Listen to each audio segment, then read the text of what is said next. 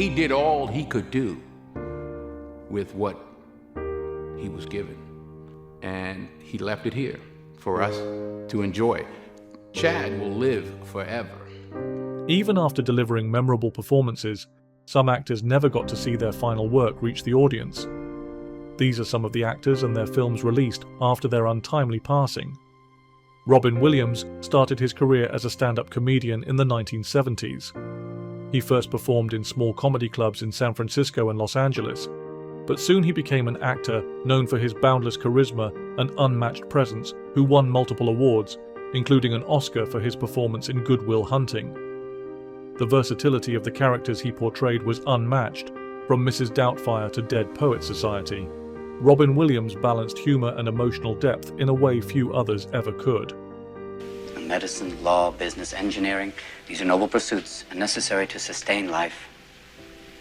But poetry, beauty, romance, love, these are what we stay alive for.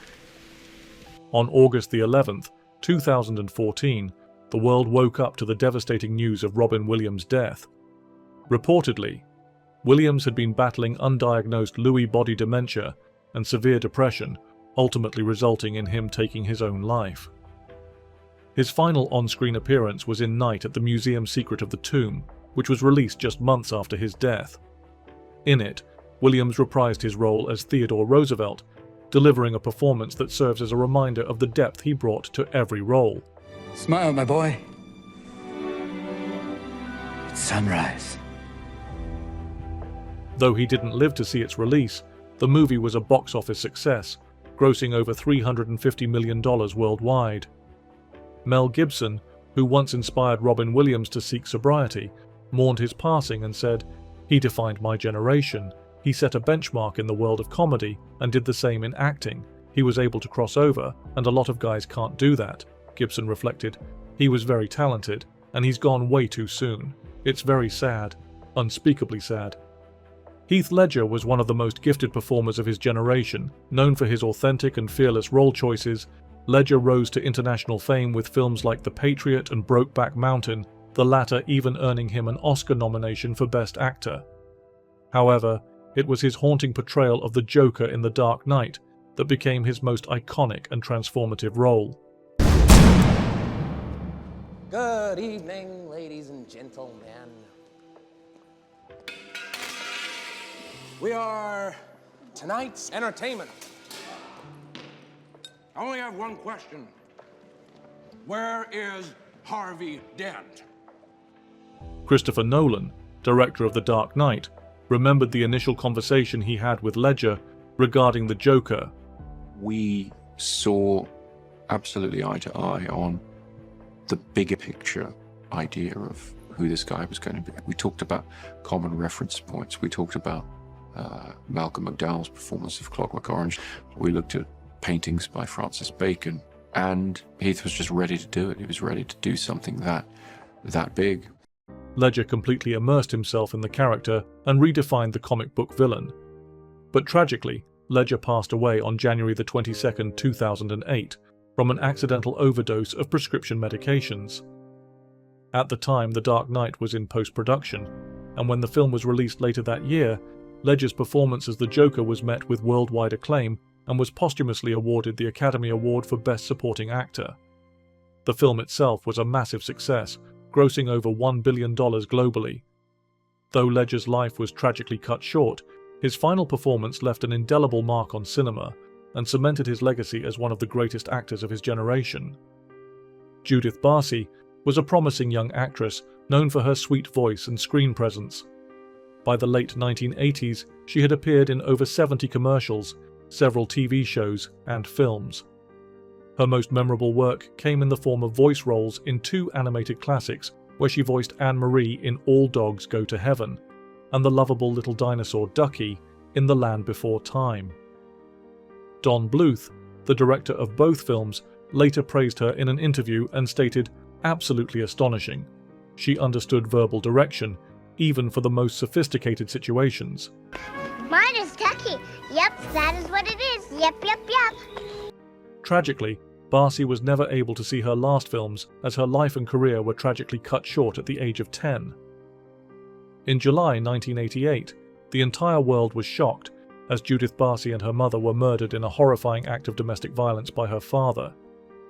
Barcy's final work became an animated classic and grossed millions at the box office.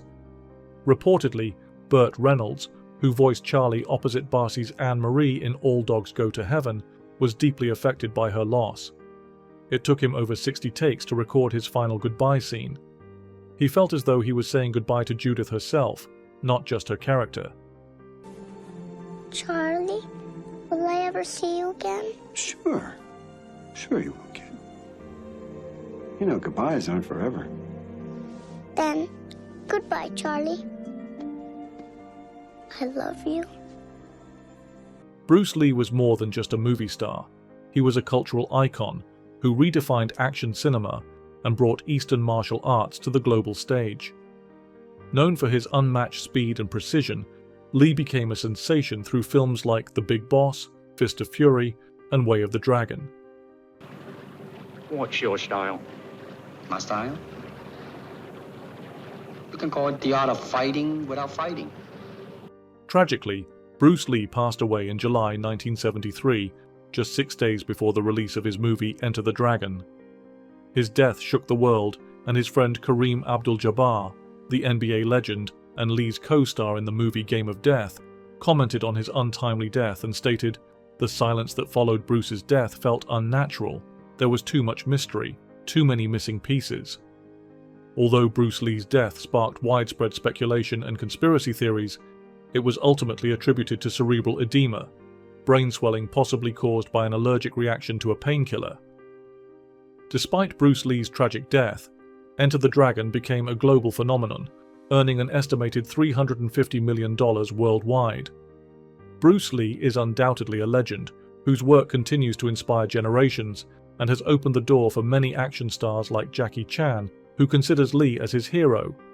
I really don't have many idols until Bruce Lee comes out. Then suddenly I find somebody.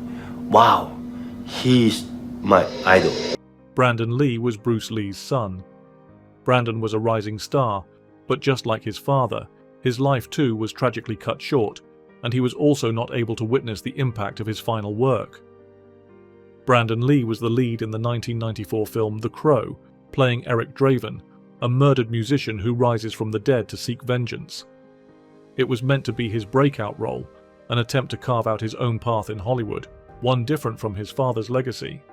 And that's one of the wonderful things about playing this character is it's a real, you can really take the gloves off in playing this part because there are no rules about how a person who has come back from the dead is going to behave. Tragically, on March the 31st, 1993, just days before filming was set to wrap, Brandon Lee was accidentally shot on set due to a prop gun malfunction. Despite the tragedy, the film was completed using stand-ins and CGI and was released in 1994. Brandon's haunting performance was widely praised, and The Crow became a cult classic, grossing over $94 million worldwide. The movie was rumored to have a reboot in 2024, but Alex Proyas, the man who directed the original film, fiercely opposed the idea and defended Brandon's legacy, stating, "The Crow is not just a movie." Brandon Lee died making it, and it was finished as a testament to his lost brilliance and tragic loss. It is his legacy. That's how it should remain. I cannot stay here with you. I cannot rest where he sits on the throne. Chadwick Boseman was more than just a talented actor. He was a symbol of strength and dignity in modern cinema, rising to prominence with powerful portrayals of real-life icons like Jackie Robinson in 42, James Brown in Get On Up. Boseman built a reputation by bringing depth and integrity to all his roles, but it was his performance as T'Challa in Black Panther that made him a global icon. Boseman's charismatic yet poised portrayal of the King of Wakanda resonated deeply across the global audience. I never yielded! And as you can see, I am not dead! What makes his story even more powerful is that Boseman filmed many of these roles while privately battling stage 3 colon cancer. a diagnosis he never revealed to the public. He passed away in August of 2020, and his final film, Ma Rainey's Black Bottom, was released 4 months later, in which he delivered a powerful performance as Levy, a volatile yet deeply layered trumpeter. His performance was universally celebrated and was posthumously nominated for an Academy Award for Best Actor. Denzel Washington, both a mentor and co-star to Boseman in his final film, reflected on his quiet strength during an interview with Variety. "A man among men," said Washington. "He suffered quietly. He made the movie and nobody knew. I didn't know. He never said a peep about it. He just did his job. I wondered if something was wrong because he seemed weak or tired sometimes. We had no idea, and it was nobody's business. Good for him, keeping it to himself." Paul Walker was best known for his role as Brian O'Connor in the Fast and Furious franchise, a character that became so iconic due to Paul's effortless charm and genuine love for cars. He wasn't just playing the part, he truly lived it. But tragically, on November the 30th, 2013, Walker died in a high-speed car crash in Santa Clarita, California. Reportedly, the vehicle crashed after hitting a tree and burst into flames. Walker died from the combined effects of traumatic injuries and burns. At the time of his death, he was in the middle of filming Furious 7. His passing sent shockwaves through Hollywood and devastated millions of fans around the world. Vin Diesel, who shared a deep bond with Walker both on and off screen, still holds his memory close. Sometimes I'll post a picture about Pablo and people will say, you know, just move on. But the relationships in that franchise are so strong and the brotherhood so real. Spend 15 years going from being a nobody to somebody with a brother, and then one day he's gone. And it's a very heavy experience. The filmmakers faced the enormous challenge of completing the film without him, but with the help of Walker's brothers, CGI, and rewritten scenes, Furious 7 was finished and was released in 2015. The movie was a massive success and grossed over $1.5 billion at the global box office. The film ended with a moving farewell sequence that left audiences in tears. Hey, thought you could leave without saying goodbye. I used to say I lived my life a quarter mile at a time. And I think that's why we were brothers. Because you did too.